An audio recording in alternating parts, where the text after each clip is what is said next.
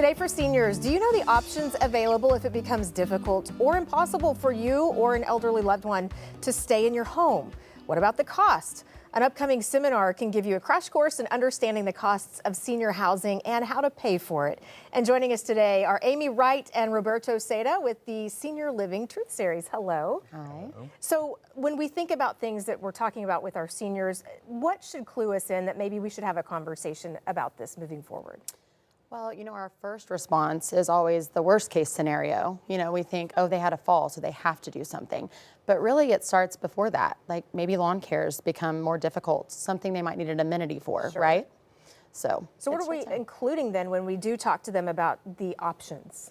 Well, we have a guest. We have 3 different panelists that will be there being on the stage. So we've got a financial planner that talks about how to take those steps early. And then a couple of senior community directors that'll have different options of what is out there. And what should seniors consider when they factor in the cost of looking at this assisted type living or one of the other options?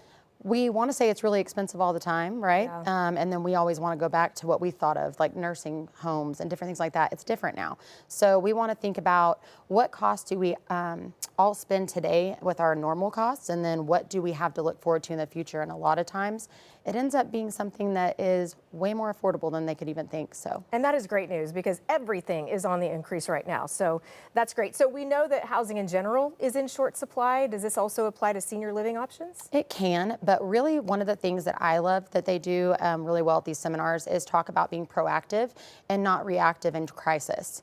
So if you are proactive early and having these plans, you're not going to be in the middle of with your family doing something when you have a fall. And then you're like, well, I'm just going to have to go to the nearest, skilled facility.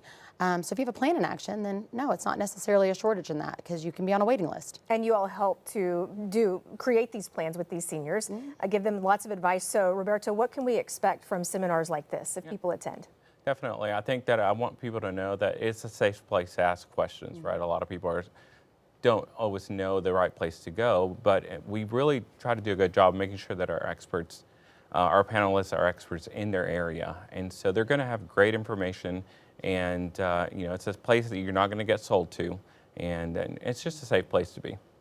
And lots of questions, and that's great that you're willing to answer them because there are so many questions that seniors have, of course, and their family members when they're trying something new like this. We appreciate you both. Thank you. All right, thank you. And this next Senior Living Truth Series session is this Thursday at 10 a.m. at the South Penn campus of the Moore Norman Technology Center. It's a free educational seminar, and like Roberto said, there's no sales pitch. You can go to seniorlivingtruthseries.com to learn more and to register.